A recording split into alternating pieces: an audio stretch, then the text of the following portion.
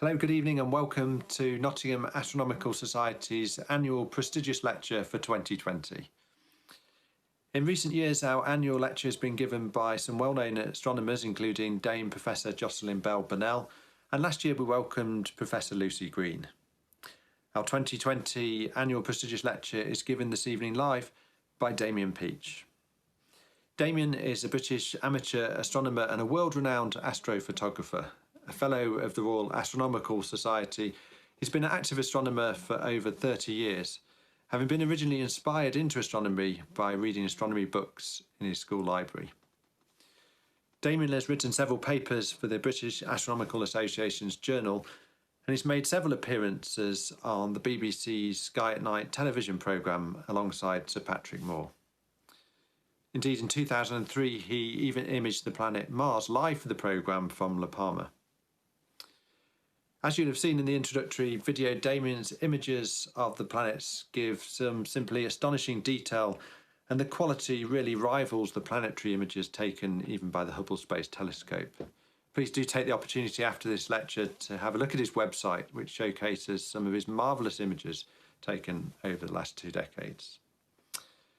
Damian's work has also been used by NASA and ESA to illustrate what ground-based telescopes can achieve in photographing the planets, and his images have been used to support some space missions to the planets, really illustrating the importance of the amateur astronomer still. His images feature regularly in astronomy magazines, including The Sky and Telescope and Astronomy Now. In 2011, he was awarded the overall winner of the Royal Greenwich Observatory Astrophotographer of the Year competition, and he was also prize winner in 2012 and 2018. The International Astronomical Union renamed an asteroid in his honour in recognition of his contributions to amateur astronomy. Damian lectures on astrophotography around the world to amateur and also professional organisations. So we're delighted to be able to be joined now live by Damian Peach to give the 2020 Nottingham Astronomical Society's annual prestigious lecture. Well, good evening, Damian. Very warm welcome to Nottingham Astronomical Society. You should be able to share your screen with us now. Okay.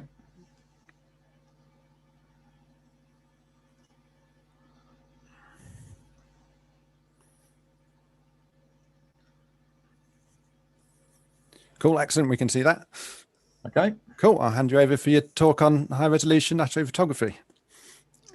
Okay. Welcome everyone to this presentation on high resolution astrophotography. And this is a field that I've been involved in heavily over the last more than 2 decades now. And over that period of time, things have developed enormously in terms of what amateurs can achieve with fairly modest equipment. And during the course of this presentation, I'll take you through just some of the points to consider when you're trying to take images of the sun, moon, and planets, which is what we kind of consider high resolution astrophotography. And I'll discuss all manner of different points from collimation to focusing, image processing, weather forecasting, etc. So during the course of the presentation, I'll be covering a lot of different points, and at the end taking questions on any points that are raised during the talk. So just to start with some theoretical and fundamental considerations of high resolution imaging, you can see here a presentation showing star images from different aperture telescopes to scale, and also 2 images of Saturn, one with a 10 centimeter telescope, another with a 40 centimeter.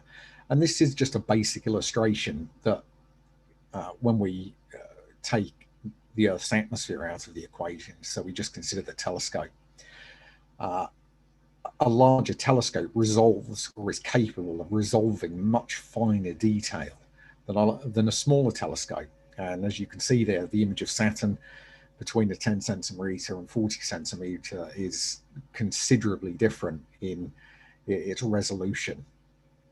And so this is one fundamental thing to consider. Larger telescopes do resolve finer detail than smaller ones, but of course is not that simple, because we're viewing all of objects in the night sky through the Earth's turbulent atmosphere, which is something I'll come on to a bit later on. So you can just see a quick slide showing just some of the effects of turbulence on images. And you can see at top, we have a theoretically perfect with zero turbulence. And gradually, as we move down, very small amounts of atmospheric turbulence are imparted into the view. And it just goes to illustrate just how you really don't need a great deal of turbulence to start destroying image quality. Even quite small amounts of atmospheric turbulence can really start to ruin the very finest details visible on the planets, particularly when using larger telescopes. Other considerations are that are often talked about when it comes to doing this kind of photography is the central obstruction of the telescope.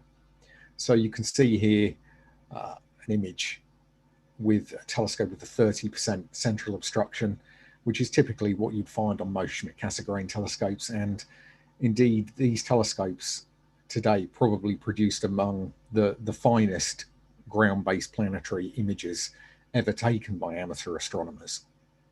So telescopes like this, though once back in the visual era would have been considered undesirable, unsuitable, these days such a telescope can actually perform really well in the right hands. So one particular question that always comes up, and I've been asked many times over the years, is there a best telescope to be using for all this kind of imaging? And it comes down to a variety of factors. Firstly, you can see I've noted some points here, but I would say that if you're a beginner, novice, just starting out, I'd really recommend perhaps using something that requires minimal setup, like a refractor. You're much more likely to start getting good results with something like that. But if you want larger apertures, generally you've got to go down the route of a Newtonian or Schmidt-Cassegrain reflector. And these can work really well, but of course they require more attention to things like collimation and cooling, which, as I'll come to later on, are extremely important when it comes to doing this kind of photography. But perhaps the most important part of advice that I could give when it comes to choosing a telescope for doing this kind of work is actually choosing something that's user-friendly and you can use easily, you can set up easily. Consider what your own personal situation is. Do you have to set up the telescope each time? If so, it might be worth considering something a bit more portable.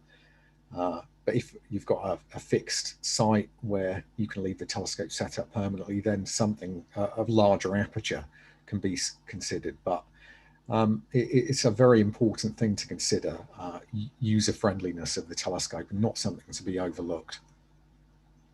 So my own amateur size telescopes that I've used primarily over the last 15 or so years, Celestron C14 Schmidt-Cassegrain telescopes, and you can see here my original C14 at left on the island of Barbados, where I've visited many times over the years to photograph the planets due to the excellent conditions there. And here at home I have a newer Celestron C14 Edge HD optical tube, which is of excellent quality, and this is delivers some really good results. Just recently, it's been delivering some really nice views and images of Mars. So these are my two primary telescopes that I use for planetary imaging. So just to move on, collimation. And this is something that is extremely important when it comes to doing this kind of imaging or observing. And in fact, just as a general practice for using a telescope, collimation is very important if you want to get the maximum level of performance out of any telescope. So you can see here just a quick guide to collimating. And what we mean by collimating is the proper alignment of the optical elements of the telescope. So they're producing a sharp image. And one way to tell that is to observe a star out of focus. So you can see here an example from a reflecting telescope, and at low power you can see the large central dark hole here is central and concentric, so the collimation looks good. If it looks like this and offset to one side, then you'll need to make collimation adjustments using either the secondary or the primary mirror adjustments, or both, depending on what type of telescope you have. So as we move up in magnification, and to collimate accurately, we do need to use high powers. So it's not sufficient just to use a very low power to judge collimation and kind of center the dark hole in the bright rings and go with that and say, yeah, that's good enough. For this kind of work, we need to collimate the telescope accurately, and that requires high power. So you can see it's step 2. We've got a star only slightly defocused now, high magnification. And this allows us to see very small misalignments. And again, we're looking for that bullseye concentric pattern of a star. And again, if it's offset to one side, as you see it right, you need to use the collimation adjustments to make those adjustments to the secondary or primary to bring that concentric appearance back. And step 3 can really only be conducted under very good seeing conditions, which is an in-focus star test. And of course, in focus at high power, you should see a nice concentric airy disk. And as I say, good seeing is essential for that particular stage. But collimation is, as I say, very, very important if you want the most out of the telescope you're using. So just a few more tips on collimation. Of course, don't rush the process. Take your time with it. Also use a star that is sufficiently high above the horizon and bright enough. So you want something really at least, I would say, 40 degrees above the horizon to get out the worst of the turbulence. Another consideration, particularly those using Schmidt-Cassegrains, is collimation often shifts with large changes in position of the optical tube. So, for example, if you're using a German equatorial mount and you switch the tube from the east to the west side of the mount, it's almost certain the collimation of the telescope will shift. So you'll need to recheck that before imaging. Another important consideration is to check the telescope collimation frequently, particularly if you're having to set up the telescope each time. If this is the case, you really need to check the collimation every time. For those with telescopes permanently set up or in observatories, it's not really essential to check the collimation every single session, particularly if the telescope is being used without large changes in position of the optical tube. So that's something to consider. Also, another way to collimate is using the camera attached to the telescope. So rather than using an eyepiece, you can actually collimate with the camera, watching the out of focus star image on your monitor. And this also allows you to use a red or IR filter, which can help improve the seeing conditions to allow you to collimate the telescope more carefully. So just moving on, we come to telescope cooling and thermal considerations. And we can see here a Dobsonian telescope with a particularly bad case of tube currents. And telescope cooling and thermal problems are something not to be overlooked when it comes to doing this kind of work. It's really, really important that the telescope is at thermal equilibrium with the outside air. So you can see here just some example star images and these are real images of stars taken with a telescope that isn't cooled down properly. And one particularly common one is to see that triangular wedge type pattern in an out of focus star. And if you see that, that means the telescope is not at equilibrium with the outside air and it needs more time to cool down.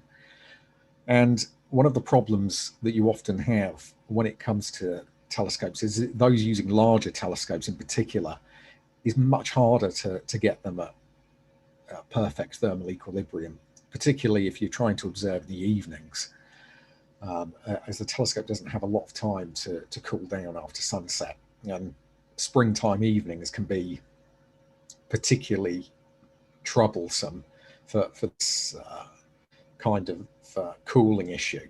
But when it comes to cooling, as I say, you need to take it seriously. And if you're bringing a telescope from indoors, you need to leave it for a good while outside to reach equilibrium with the outside air. And the larger a telescope is, the longer it needs to cool down. And I would probably go as far to say that anything above perhaps 10 inches in aperture needs to be kept outside permanently. Otherwise, there's a pretty good chance it's never going to reach perfect thermal equilibrium on certain nights. And there are various approaches that you can use to cool a telescope down. Of course, you can just leave it outside to cool. Other approaches you can use are fans, ice packs, and other things to actively cool the tube. And you can see here just an image, a video image of a star taken with a telescope that isn't cooled down properly. Now, what you're seeing here is a combination of atmospheric turbulence, which is the fast scintillation, but those very slow moving distortions that you see in the outer focus star, there are thermals in the telescope itself. So again, a very, very important issue to consider along with collimation. So as I've already mentioned, a larger telescope take longer to cool than a smaller one, because of course the mirrors are larger and thicker. Some designs are of course better than others. For example, Newtonians can be particularly good because they're generally quite an open design, allowing them to cool rapidly. Schmidt-Cassegrains take longer to cool. And large Max-Utovs in particular, I would avoid completely, particularly in temperate climates where there can be large temperature swings. As I say, larger telescopes probably need to be kept outside permanently, otherwise they're never going to reach proper thermal equilibrium. And also consider using fans or ice packs or other active approaches to cooling the telescope. And this is particularly important when it comes to imaging in the evenings. And one example of that I can give is this image of Jupiter taken using the C14 Edge optical tube back in April 2015. And I can still remember this evening. And what I did was to actually take the optical tube off the mount during the day and put it in a shaded spot, covered it with a few ice packs from the freezer, and just left it there during the day. And then come evening time, as sunset approached, I remounted the tube, and it pretty much completely removed any kind of thermal issues at all from the telescope, where had I just left it on the mount, there's just no way I would have been able to get such a sharp and detailed image of Jupiter on that occasion. So again, something to seriously consider. Now, if we just moving on, we come to cameras. Now, when it comes to doing this kind of imaging, one of the great things is the cameras that you need to do it aren't expensive. And, you know, for just a couple of £100, you can get a camera that's capable of taking, you know, really world-class results. And there are various cameras available today, all basically do the same thing. They take high-speed video sequences at around 100 frames per second, or even faster. And you can get color or mono versions, so you can get one-shot color, and indeed they're a good choice for beginners. And mono versions can be used with color filter sets to take RGB and images through special filters. But there are various manufacturers such as ZWO Optical, you have FLIR, previously Point Grey, DMK, and QHY, and several others. But as I say, all of them basically do the same thing in they take high-speed video sequences. Now, one particular area that I want to talk a bit about is focusing. And when it comes to doing this kind of astrophotography, focusing is very, very important to get correct. And it's not really possible to do that using manual focuses. So one thing it's really worthwhile investing is a motorized focuser for the telescope. And you can get these for pretty much every telescope you can imagine. And you can see there a picture of one at right. And what it does, it allows you to move the focus in and out very carefully without having to physically touch the telescope. And of course, this allows you to focus very accurately and carefully, which is exactly what we need for planetary imaging. And you can see here I've noted a few points to help you achieve focus, as it can be quite tricky to get focus correct, especially when the seeing conditions aren't ideal. And as I've already mentioned, investing in an add-on motorized focuser, I would consider an essential purchase if you're serious about doing this kind of imaging. I don't use focusing masks, nor would I recommend them. I just find them impractical for planetary imaging, as generally you're often focusing and refocusing throughout the night, and using masks just isn't a practical way forward. The best ways to focus are using areas of contrast on the planetary targets you're imaging. So, for example, with Saturn, we've got the Cassini division, the rings. With Mars, you've got either the dark albedo features or the bright clouds, depending on the filter you're observing in. With the Moon, of course, you've got lots of well-contrasted details there for focusing. So it's just using those areas of good contrast and going back and forwards through focus to get a feel of where the best focus is. And I guess it kind of goes without saying, really, that the better the seeing conditions are, the easier it is to focus. And it's quite straightforward, really, to focus when seeing is good. It's when seeing isn't too great that focusing can be a bit of a headache. So just to move on to another accessory that is well worth purchasing, particularly for those in European latitudes, and that is an atmospheric dispersion corrector. So this is a small device that fits onto the rear end, the focuser end of the telescope, and what it does, it corrects for atmospheric dispersion, and that's the smearing out of light into its constituent spectrum by Earth's atmosphere.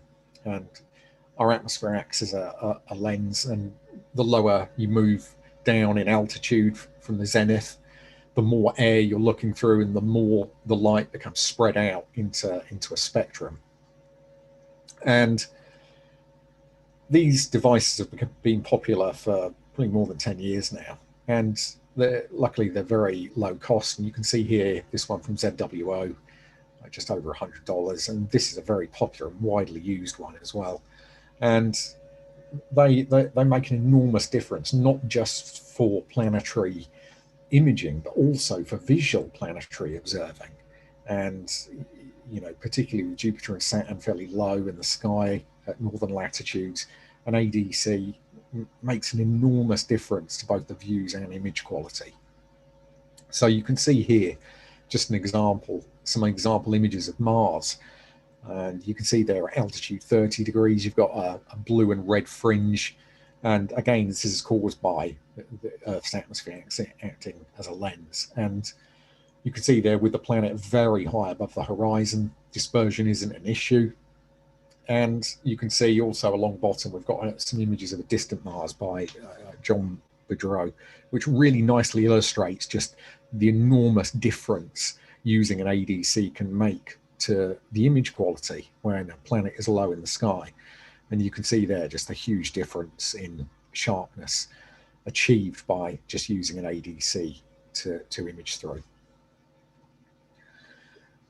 Now, just to move on to software, footage capturing. And one of the great things is that so much of the software you need for planetary imaging is free and available freely online for download. And by far and away, the most popular piece of software among serious planetary observers for operating their cameras is Firecapture.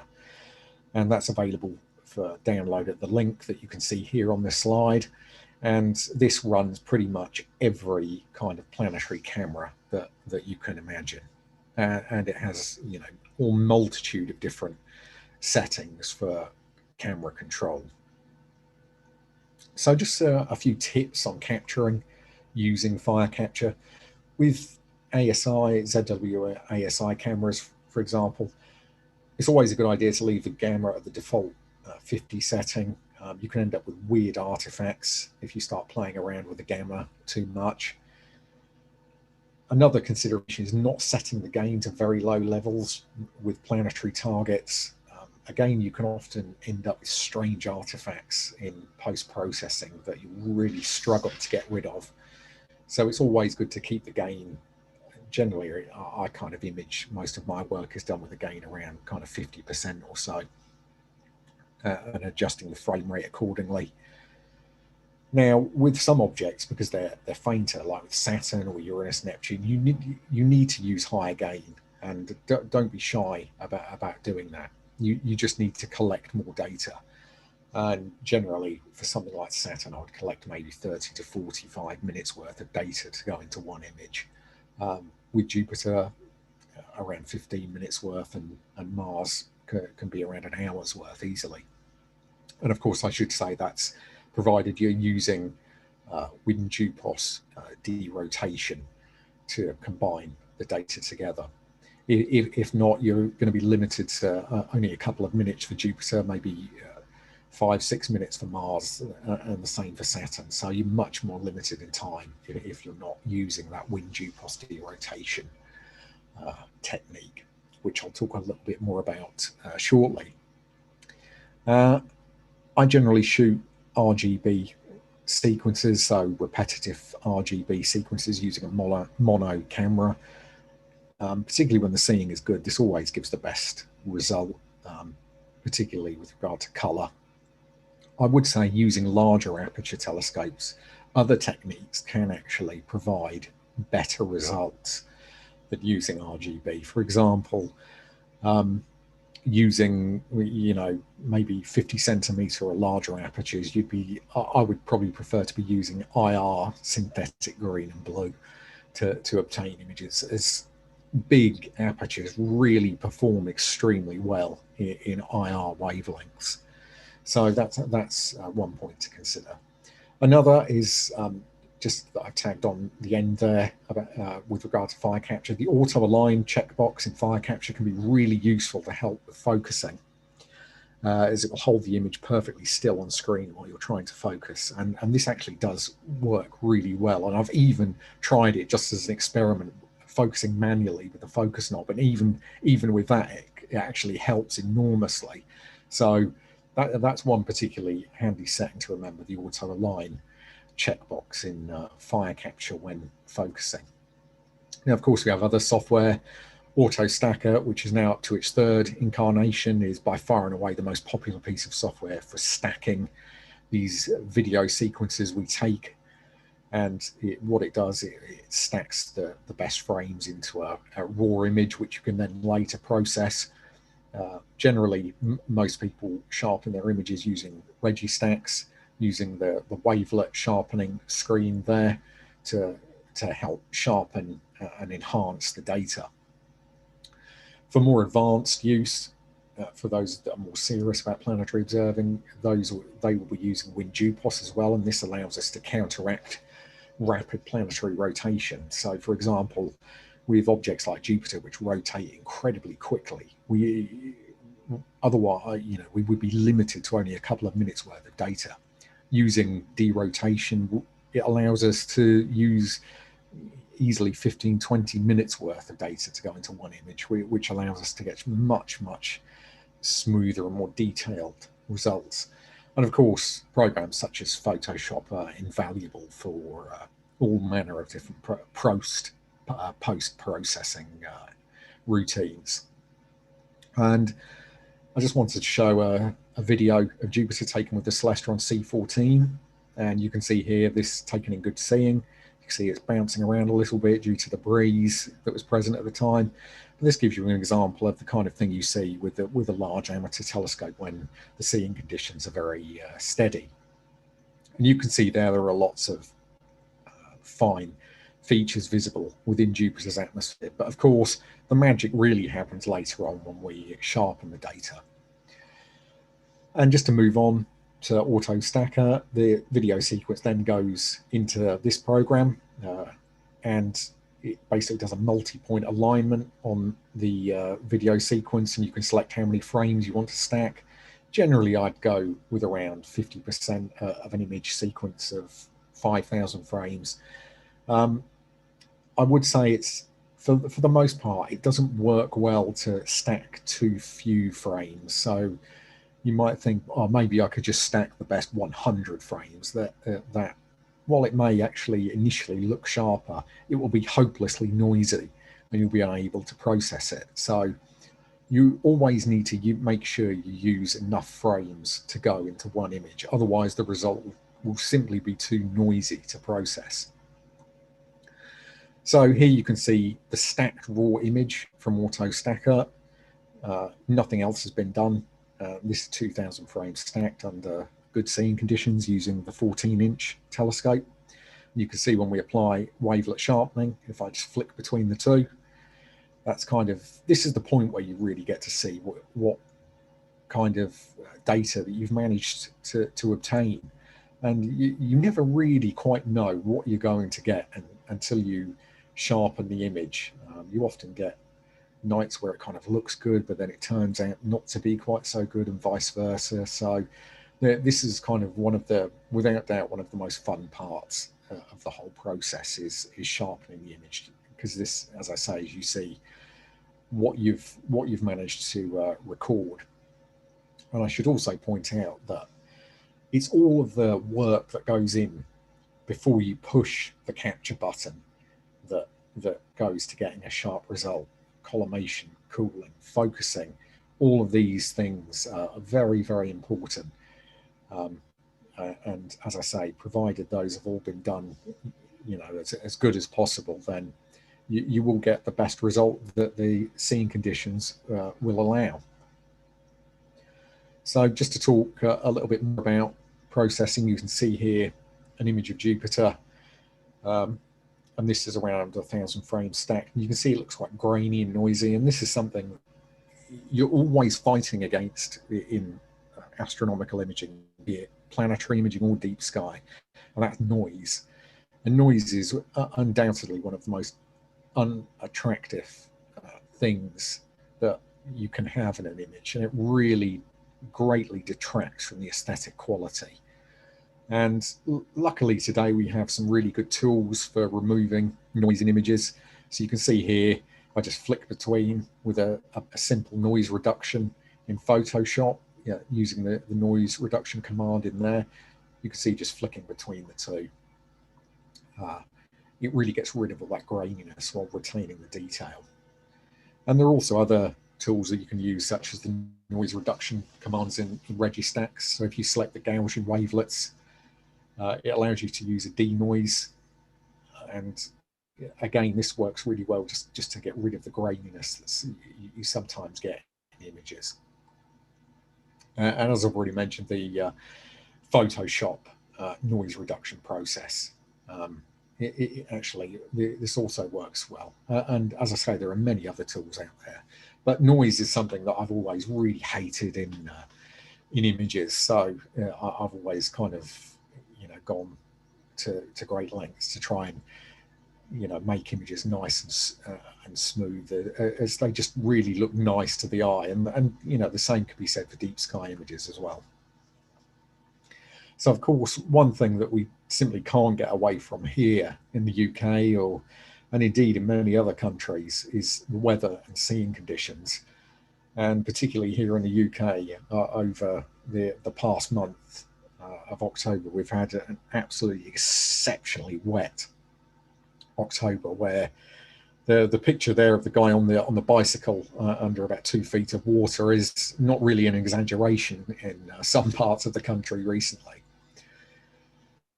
But of course, when it comes to high resolution imaging, the one biggest factor of all that how good your images are really comes down to is the turbulence in Earth's atmosphere, and that's what we call astronomical seeing. So when we say seeing, we don't mean the clarity of the atmosphere, we mean the stability of the air itself.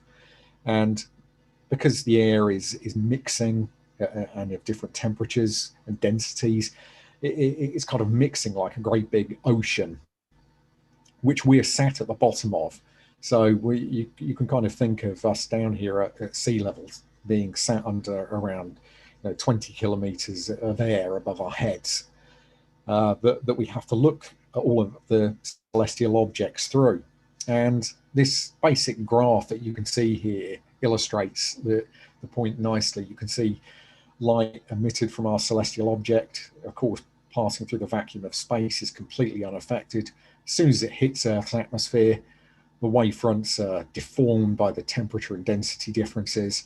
And this is where you end up with a blurred view in telescopes. And you can also see here how a large telescope is far more affected by atmospheric turbulence than a small one is. So with a large aperture, you're looking through a lot more air than you are with a smaller aperture. And of course, when it comes to seeing objects high in the sky are desirable, because the higher the object is above the horizon, the less air you're looking through.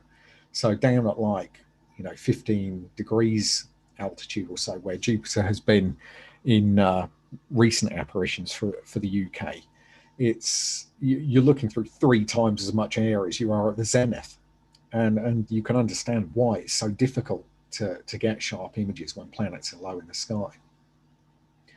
And of course, this is why the primary reason a telescope such as the Hubble Space Telescope was launched into space. Not, of course, it's as dark as you could possibly get, but also you were free of the turbulence of Earth's atmosphere. And this is the reason that images from Hubble are so wonderfully sharp.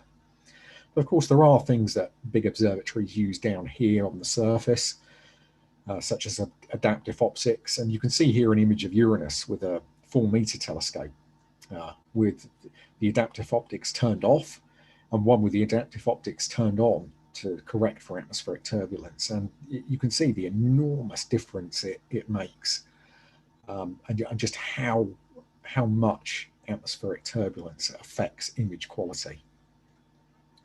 But of course, luckily, there are ways that we can predict when Earth's atmosphere is going to, or is very likely to be, in a steady condition conducive to taking sharp planetary images.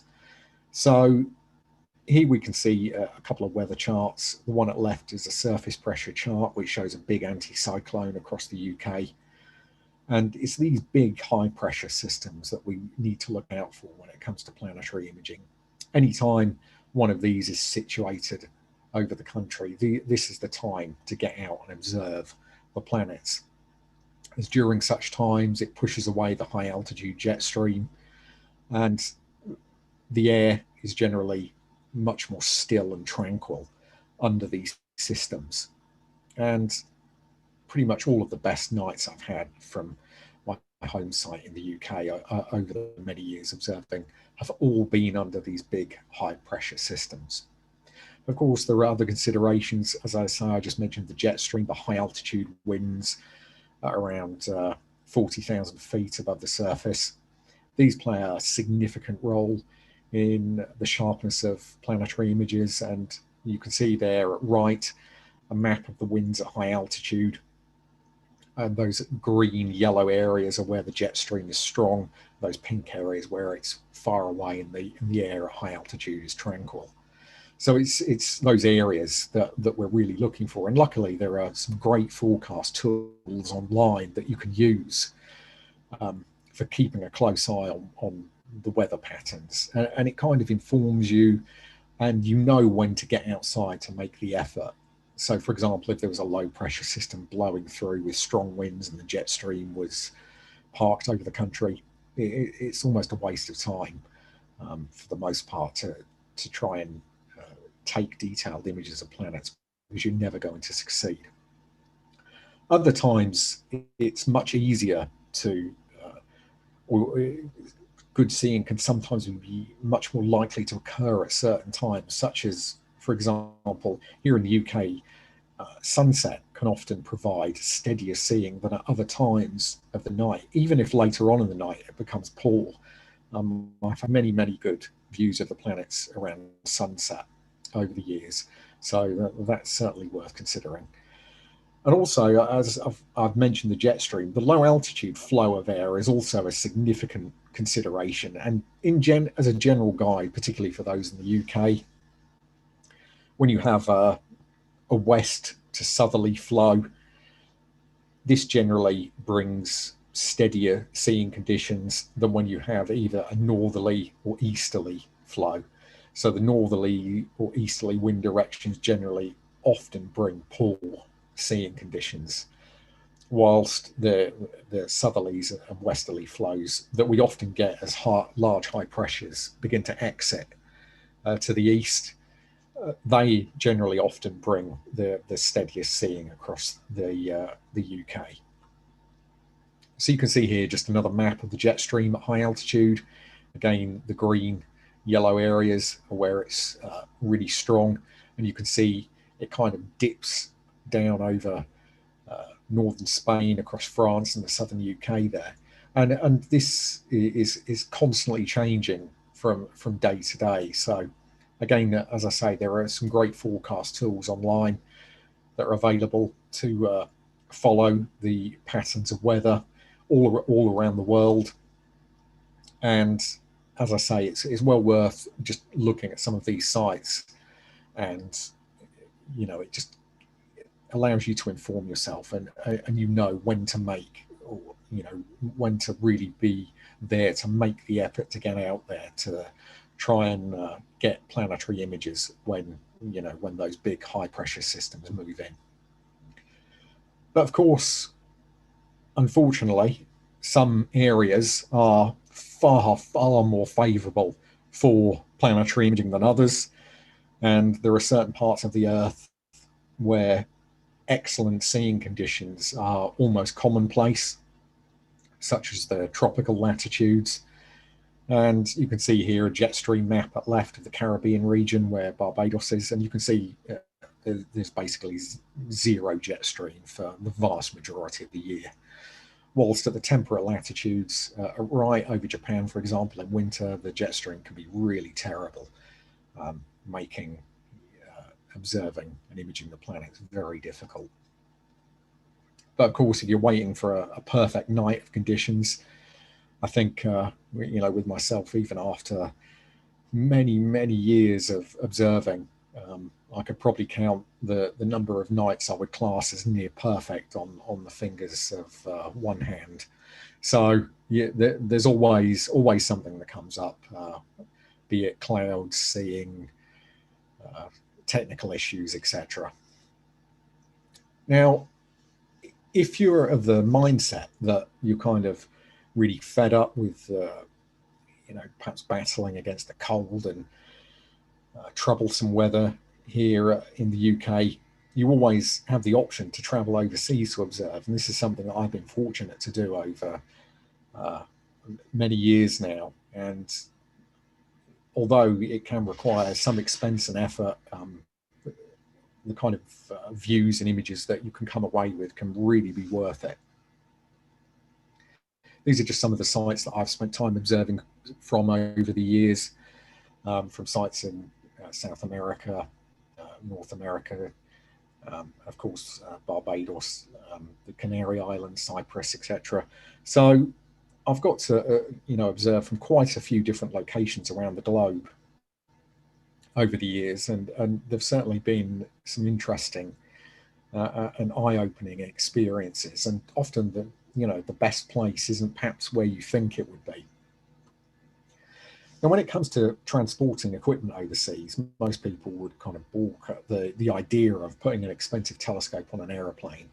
But this is something that I've done many times over the years. And the real key to being able to do this is investing in the proper transport cases for the equipment. So, for example, you can buy dedicated tough transport cases for telescopes, and these really are tough. As I say, I've transported telescopes countless times to different countries over the years with never any of them becoming damaged. And I firmly believe that's due to the investment in these proper transport cases. Now, of course, they're not the cheapest thing you can buy. You can see here one for a C14 is around $600, but it's certainly far cheaper than fixing a potentially damaged telescope. As I say, I'm just flicking back to this slide here. The luggage that you can see there at top left is actually a luggage shot I took on one of my own trips, and within that luggage there is a C14 telescope, tripod mount, cameras, and all the other bits and pieces required for an overseas observing trip. And of course, the experience is considerably different to what you would experience here in the UK. Gone are the bitterly freezing cold nights where you're under three layers of clothing, and astronomy can become quite an oddly relaxed and enjoyable, or mostly enjoyable experience, rather than a lot of frustration. But of course, nowhere is perfect. Even places like Barbados, and you can see here me and a friend protecting our telescopes during an unexpected downpour during the middle of an observing session. So no matter where you go in the world, you always have to contend with the weather at some time or another. Of course, if a whole group of astronomers end up deciding to take their telescopes overseas, as we did several years ago, you can end up with an enormous amount of luggage, such as you see here. But I should point out that all of the telescopes here, and we've got C14, 2 C11s, and a 6-inch refractor. Amongst that lot there, all of it returned both ways in perfect condition. So again, a real endorsement of those transport cases. Now, of course, going to places where the conditions are optimal for planetary observing allows you to really get some truly memorable views and images that last for the rest of your life. And you can see here, for example, an image of Saturn that I shot from Barbados in 2016 using the C14 telescope under near perfect seeing conditions, with lots of details visible across the globe, and we can see the polar hexagon and the Encke division in Saturn's A ring. And another image here from 2018, again from Barbados under near perfect seeing conditions using the 14-inch telescope. And again, we can see lots of details across Saturn's globe and rings, and a bright storm is visible on Saturn there near the polar region. So we move on to Jupiter, of course, which is a marvelous target even for small telescopes. But of course, with larger telescopes under excellent conditions, Jupiter reveals a wealth of fine detail within its atmosphere that is really captivating to both observe and image. And in this view here from 2016, using the C14 telescope, you can see Ganymede and Io alongside Jupiter with the shadow of Ganymede cast onto the cloud tops. The view from 2016, again with the 14-inch telescope, showing the Great Red Spot, with lots of other storms visible within Jupiter's atmosphere. And this image from 2018, again with the 14-inch telescope, shows Ganymede and Callisto alongside Jupiter with the shadow of Ganymede.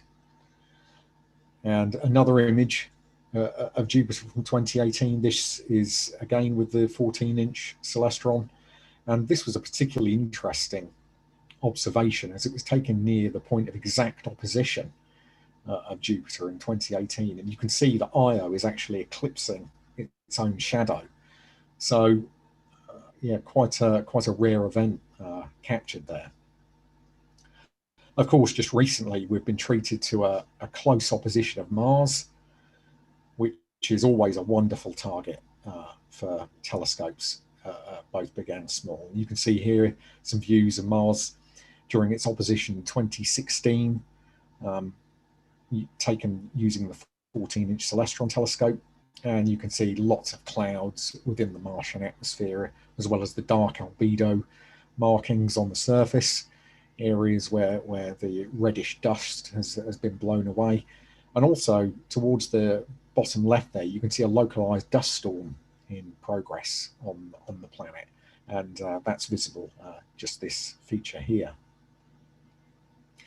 So moving on, with modern cameras these days have allowed us to really start exploring the outer reaches of the solar system, and planets such as Uranus and Neptune can now be really well imaged using amateur-sized telescopes. And you can see here an image taken with the 14-inch Celestron, and this was taken from here in the UK.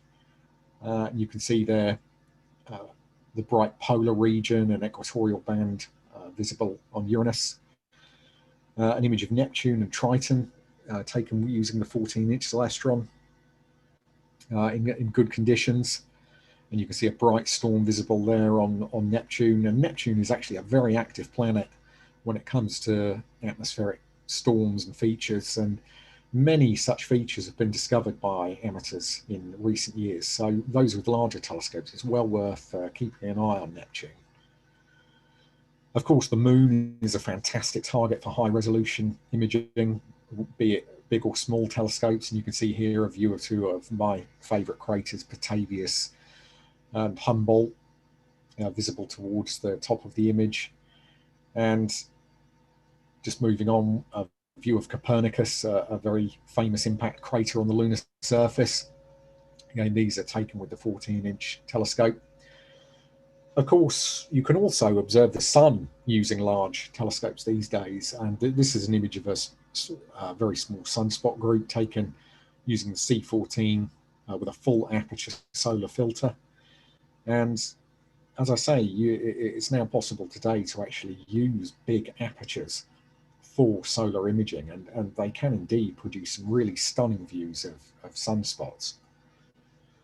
So for those interested in learning more about image processing and practicing on data sets of my own, I've a site on Patreon that contains lots and lots of tutorial videos and material and example data sets that you can process.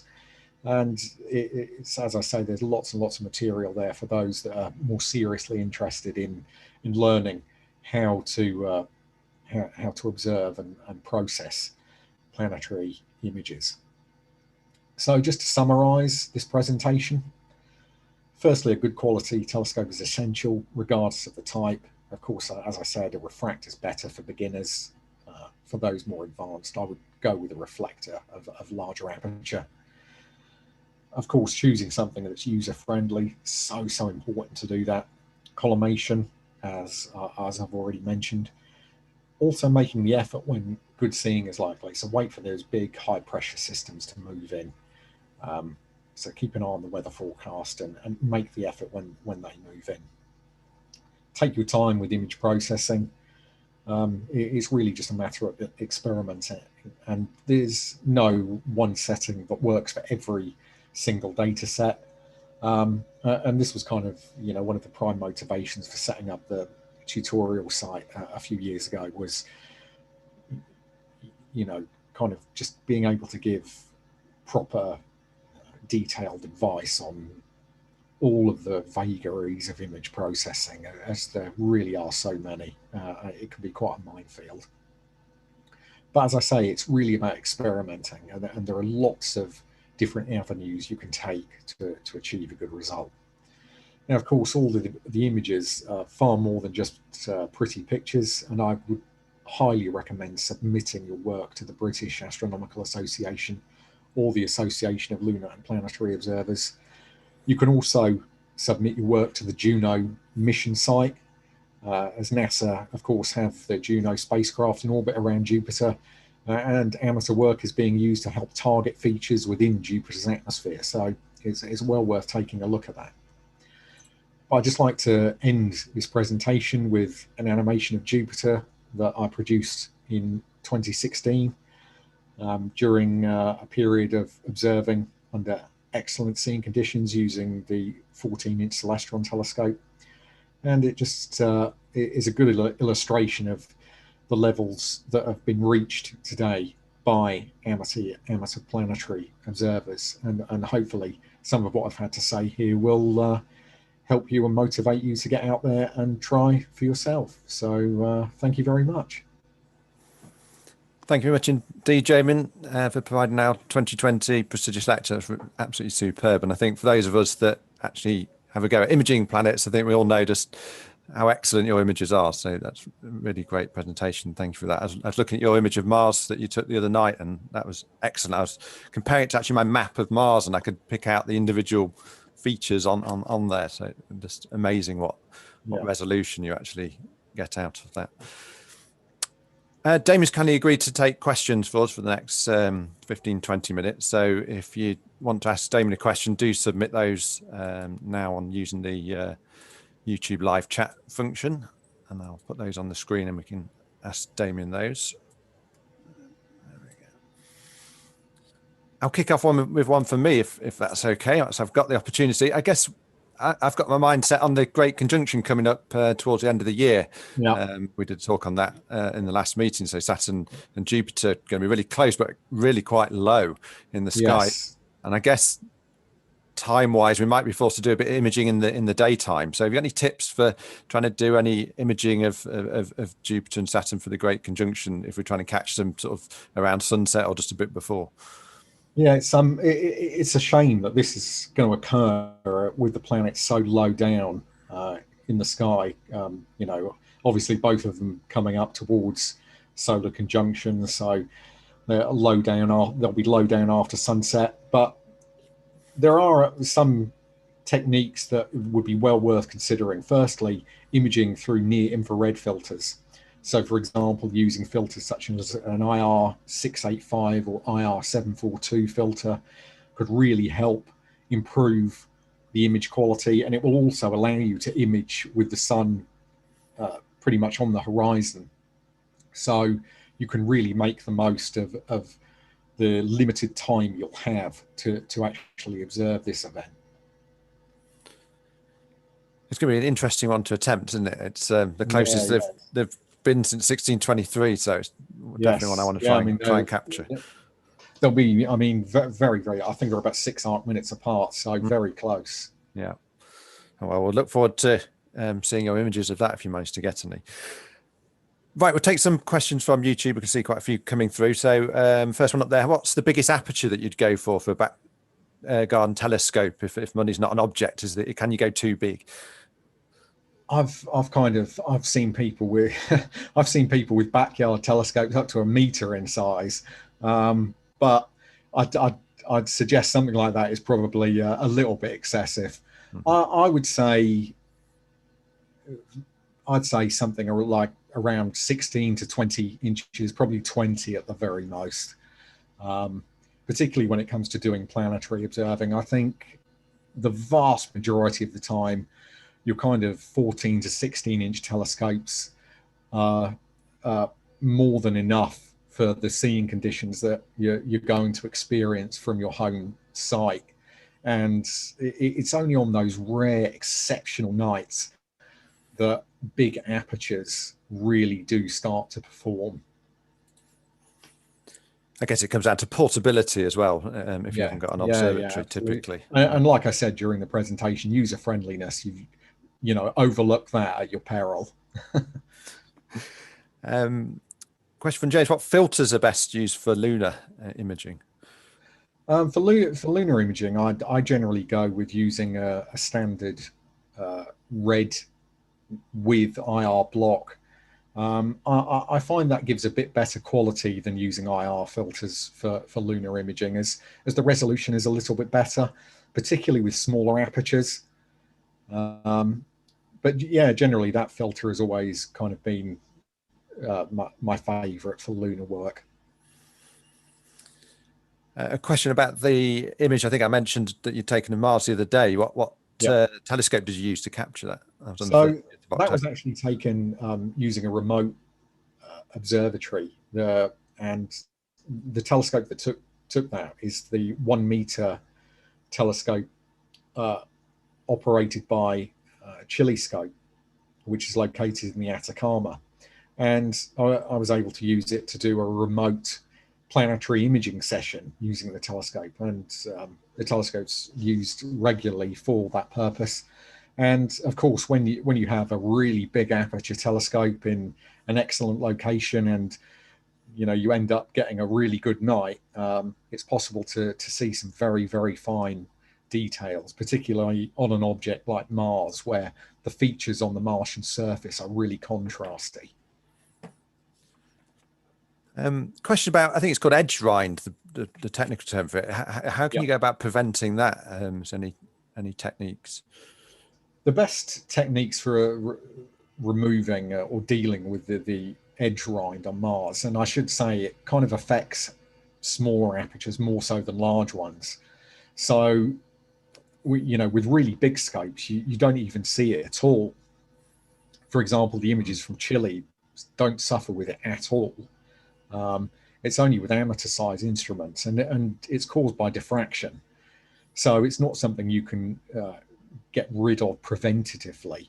You need to, the only real way to get rid of it is through careful post-processing in programs like Photoshop.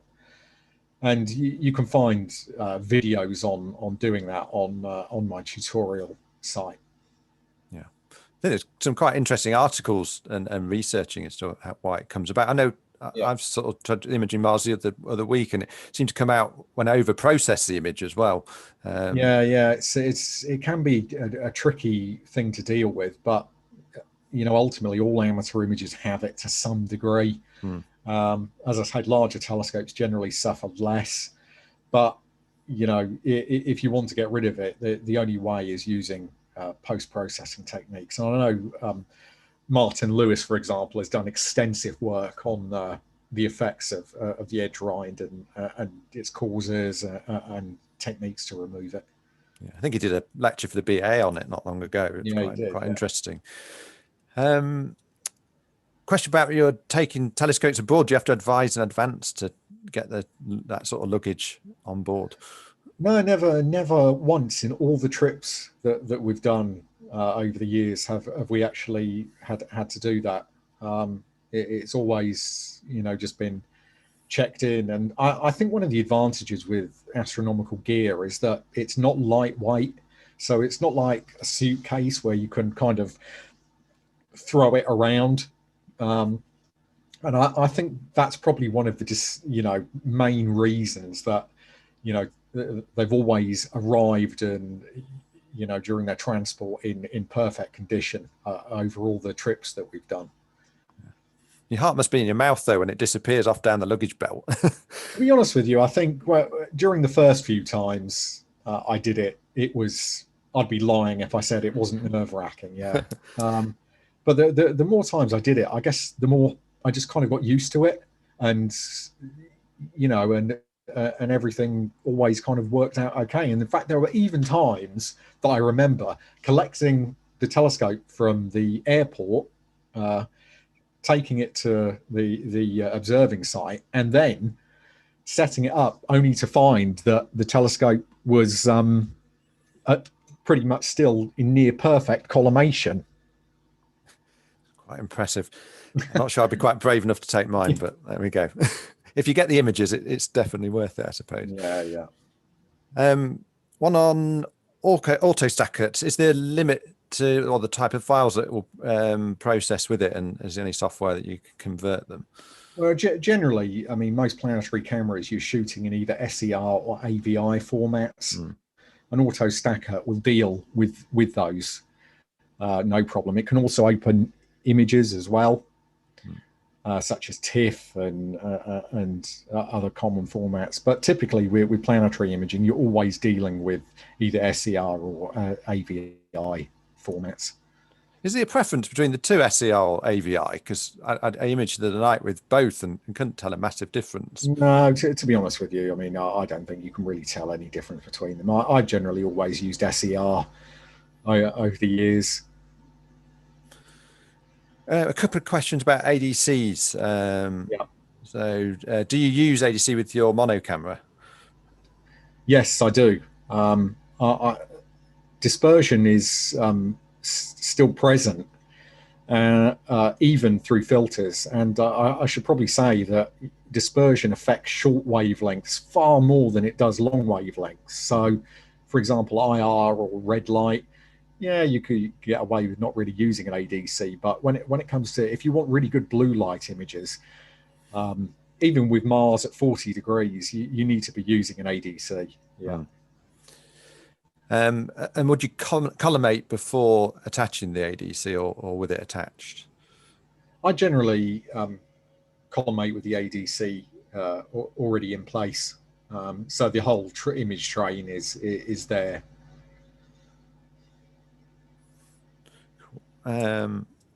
Question on data size is quite pertinent. So an image of Saturn, sort of 30 to 45 minutes of data. Yeah. How much gigabytes does all of that use up? Well, one thing I should say is that when you're taking, say, 40 minutes worth of data for Saturn, you're not just simply taking one sequence. You're taking lots of shorter sequences. And generally what I do is take lots of 5,000 frame sequences. So that allows you to have lots of smaller files, which you then process and de-rotate together later on. Mm-hmm. Cool.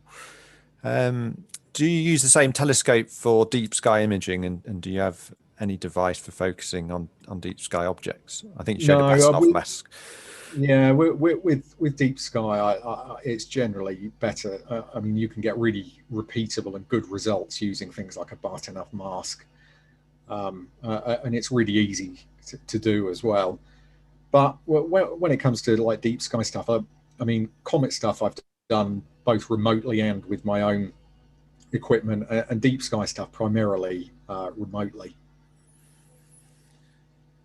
What about when seeing is poor? Is it worth reducing the exposure time? It really depends on how poor the seeing is. I mean, if the seeing is like really quite bad, then to be honest with you, nothing you're going to do is going to make a whole, great deal of difference. Probably the best piece of advice when seeing is poor is concentrate on using IR filters to image through, as long wavelengths are much less affected by turbulence.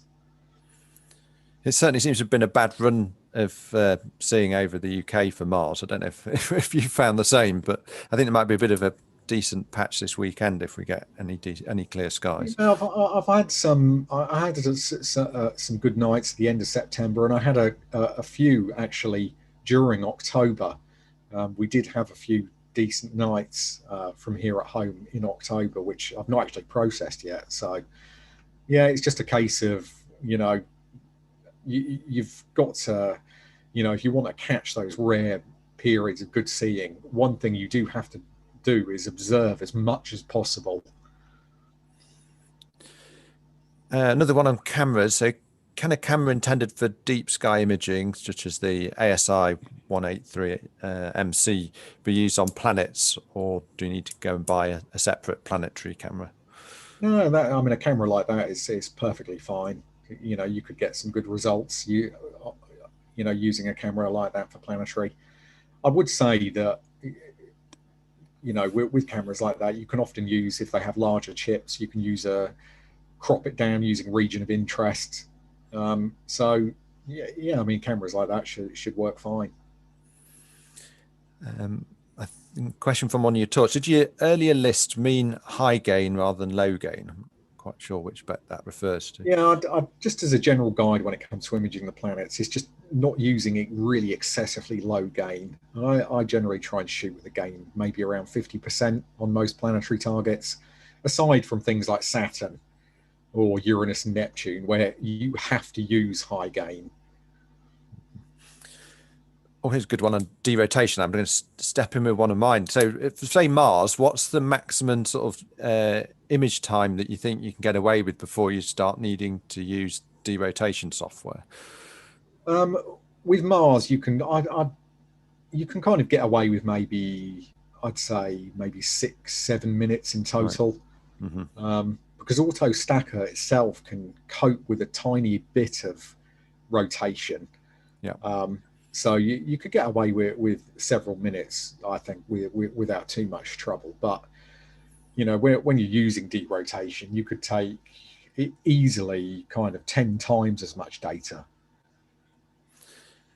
Yeah, following on from that, do you derotate your images for each from color and then combine them as a final image? No, what I do is because I use a mono camera, they're generally I'll create a master red, a master green, and a master blue, and that's done from stacking maybe 10 red captures, 10 green captures, and 10 blue captures together, and then derotating those final ones together into a color result. Cool. I'm just flicking through some of these comments to see if I'm not missing any. So what telescope would you recommend to start with if you were getting into astrophotography? I guess it'd be interested to know what you start with for planetary and perhaps what you'd start for sort of more deep sky. I think for planetary, if I was starting out, I'd probably get something like, I mean, if you know, particularly being like a novice observer, I probably would go with a refractor to start with, just because they're just so much easier to use, and they kind of work really well almost straight out of the box. You know, you haven't really got to start worrying about things like collimation and long cool down times and things like that. And it can kind of, they're kind of, you know, good enough to give you a feel of what planetary imaging is like before perhaps making the jump into getting a bigger reflector.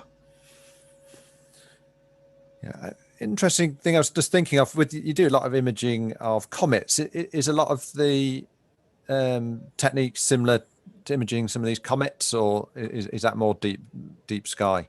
Yeah, cometary imaging is kind of much more in the realm of deep sky type work, in that you know, you're taking dark frames and flat fields and using long exposures, etc. So yeah, it's kind of much more along those lines. Planetary imaging is really quite unique.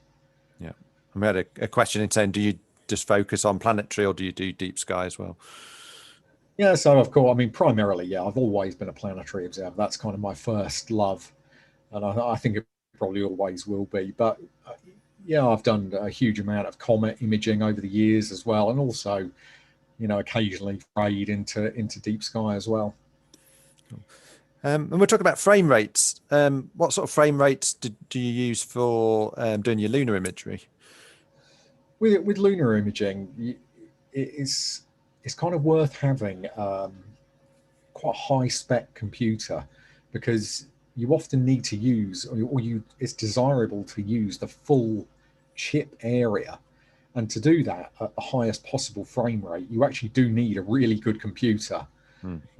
Otherwise, you're going to be limited on the frame rate you'll be able to achieve. So I generally kind of go with somewhere between 60 to 80 frames per second for lunar imaging. Yeah.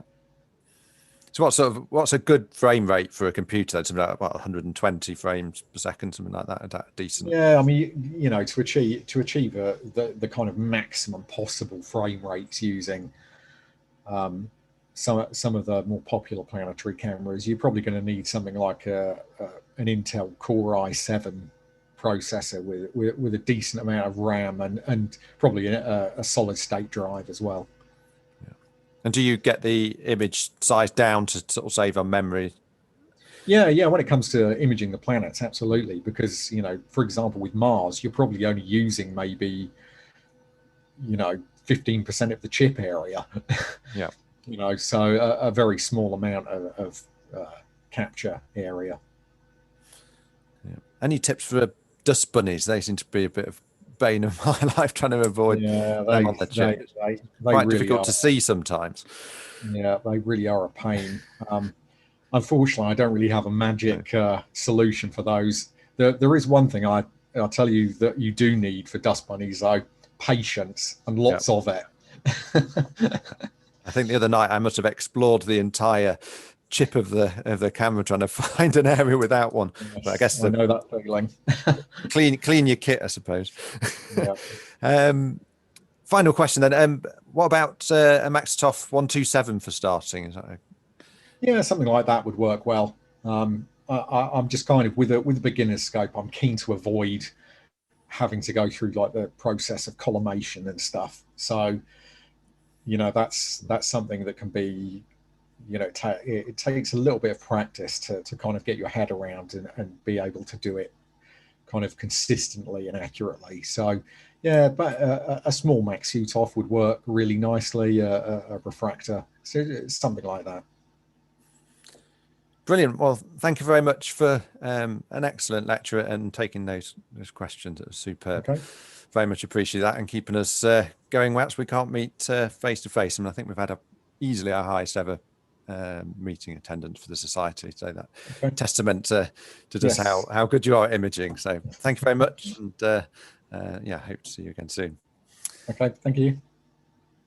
Okay, so just a quick look at what we've got coming up meeting-wise. So our next meeting is scheduled for Thursday, the 19th of November. So that's in a fortnight's time, and we're going to be looking at double stars. So that's the plan for in a fortnight's time. Our next main meeting is on Thursday, the 3rd of December, and we welcome back Paul Money, and he's going to be talking on the Vikings at Barsoom. And that talk will only be available on Zoom, so we'll be sending the details out to members nearer the time. Paul doesn't want to have the talk on YouTube, so we'll be having that on Zoom on Thursday, the 3rd of December. One other thing just to mention coming up might be interest to members. It's National Astronomy Week coming up. That's on the 14th to the 22nd of November, and that's organised by the Royal Astronomical Society. So go to their website, their astronomyweek.org.uk for more details on that. There's a good week of programmes, of talks, lectures, and they're also going to be doing some live imaging in the evening, and a couple of members of our society are going to get involved with that. So hopefully we'll have some live images from our telescopes to show during National Astronomy Week if the skies are clear. So one to look out for. Do check out the website. Well, that's it for tonight. Thank you very much for tuning in. I hope you enjoyed our 2020 prestigious lecture. My thanks from everyone at Nottingham Astronomical Society to Damian Peach for giving us our lecture this evening. I hope to see you in a fortnight's time. Until then, take care. Very good night.